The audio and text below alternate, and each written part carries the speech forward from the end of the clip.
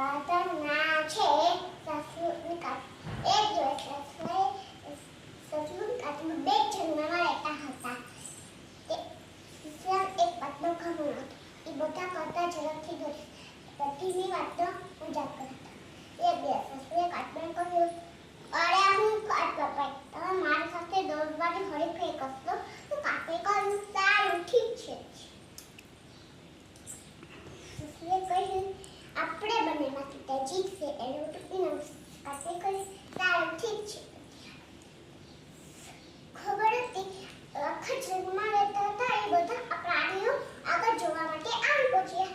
એને ખબર જ હતી કાચબા સસલું કે પેલી દોડ ખાટી પહાડ સૌથી પર પહોંચી જાય એ જીતે.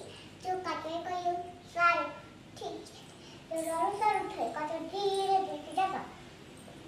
થોડીક વાર દોડતા દોડતા આગળ પહોંચીને સસલાએ પાછળ જઈ તો કાચબો તો કંઈ દેખાતો પણ નહોતો. તો સસલાએ કાચબો તો હજી દેખાતો પણ નહોતો. તો મારી સાથે ક્યારે પહોંચ્યો? ચાલો થોડી આરામ કરી લઈએ. આરામ કરતા કરતા સસલાને ઊંઘ આવી.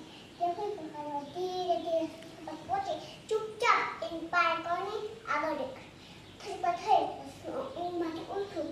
આ તો થઈ ગયું, હું તો ભૂલી ગયો. તો ઝડપથી દોડશે કાચબો